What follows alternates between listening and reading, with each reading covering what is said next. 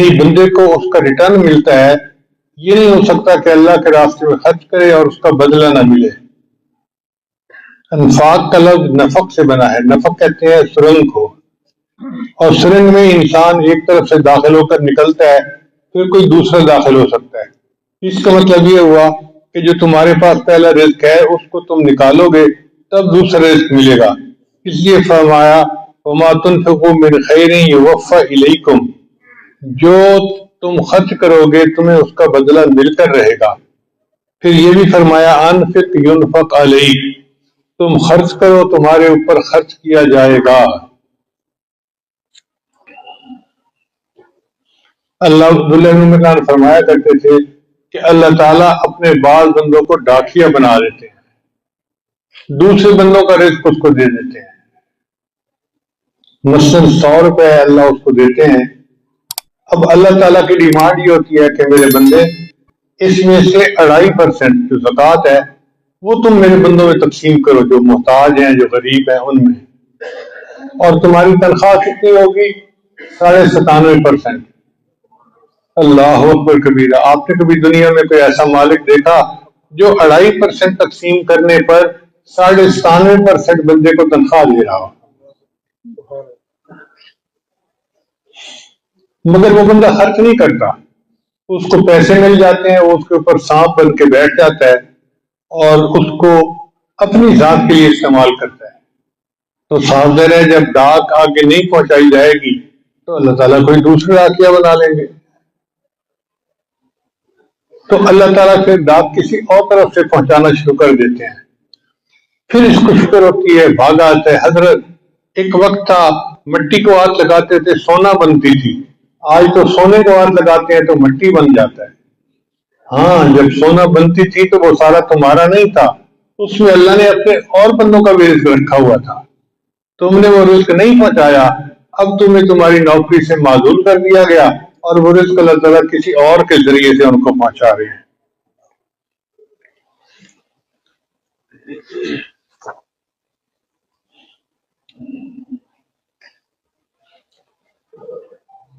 رابعہ بصری کے پاس ایک مرتبہ مہمان آئے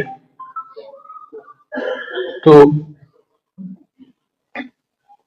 10 مہمان تھے.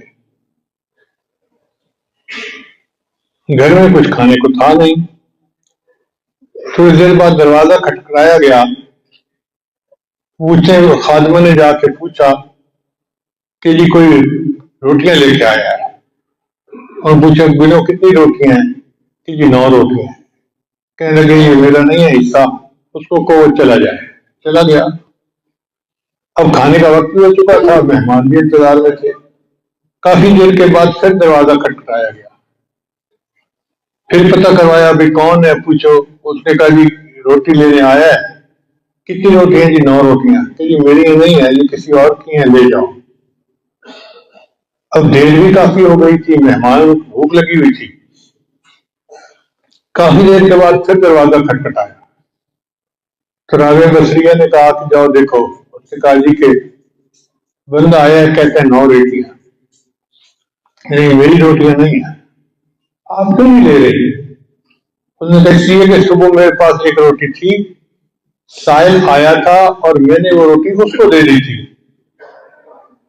میرے اللہ کا وعدہ ہے من جاء بالحسنۃ فلہ عشر امثالها، جو ایک روٹی لائے، جو ایک عمل لائے گا 10 کا بدلہ دوں گا.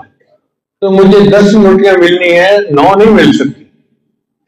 اس نے کہا جی مجھے معاف کر دیں، مجھے بھوک لگی ہوئی تھی، ایک میں نے اپنے لیے رکھ کے آپ کو 9 بتائی تھی، 10 ہی روٹیاں ہیں. یعنی اتنا یقین تھا کہ ہم نے 1 پیسہ دیا ہے تو ہمیں 10 واپس ملیں گے. اللہ تعالیٰ ایسا یقین کامل ہمیں بھی عطا فرمائے.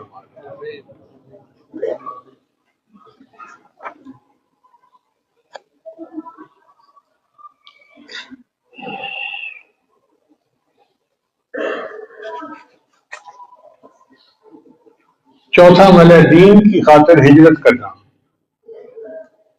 چنانچہ جو بندہ دین کے لیے ہجرت کرتا ہے اللہ تعالیٰ اس کے رزق میں برکت عطا فرما دیتے ہیں. نبی اسلام نے ارشاد فرمایا وَمَن يُهَاجِرْ فِي سَبِيلِ اللَّهِ، اللہ تعالیٰ قرآن مجید میں فرماتے ہیں وَمَن يُهَاجِرْ فِي سَبِيلِ اللَّهِ يَجِدْ فِي الْأَرْضِ مُرَاغَمًا كَثِيرًا وَسَعَةً، جو اللہ کے راستے میں ہجرت کرے گا اسے جائے پناہ بھی ملے گی اور اس کے رزق میں وسعت بھی ہوگی۔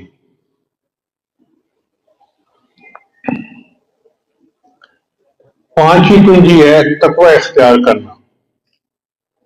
اللہ تعالیٰ قرآن مجید میں فرماتے ہیں وَلَوْ أَنَّ أَهْلَ الْقُرَىٰ آمَنُوا وَاتَّقَوْا، اگر بستی دیسوں والے ایمان لاتے اور تقوی کو اختیار کرتے لَفَتَحْنَا عَلَيْهِمْ بَرَكَاتٍ مِّنَ السَّمَاءِ، ہم ان پر آسمان سے برکتوں کے دروازے کھول دیتے۔ تو تقوی ہے جس کی وجہ سے ہمیشہ برکتیں نازل ہوتی ہیں۔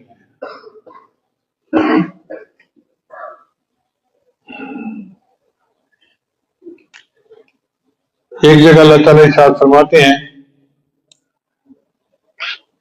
وَمَن يَتَّقِ اللَّهَ يَجْعَل لَّهُ مَخْرَجًا وَيَرْزُقْهُ مِنْ حَيْثُ لَا يَحْتَسِبُ، جو تقوی اختیار کرتے ہیں اللہ تعالیٰ اس کے لیے ایک مخرج بنا دیتے ہیں اور اس کو ایسی طرف سے رزق دیتے ہیں جس کا اس کو وہم و گمان ہی نہیں ہوتا۔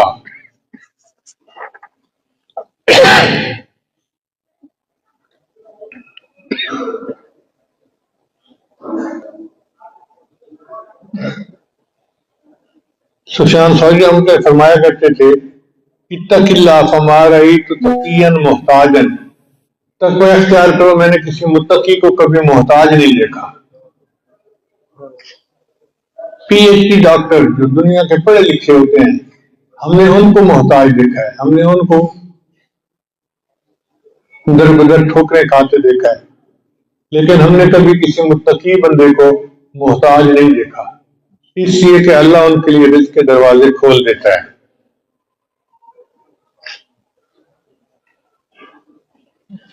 امام مسلم رحمۃ اللہ علیہ کا مشہور واقعہ ہے کہ ان کی موت کا سبب بنا مطالعہ کر رہے تھے اور ساتھ کھجوریں کھا رہے تھے، تو زیادہ کھجوریں کھانے کی وجہ سے ان کی موت آ گئی۔ تو متقی لوگوں کی موت زیادہ کھانے سے تو آئی، بھوک پیاس سے نہیں آئی۔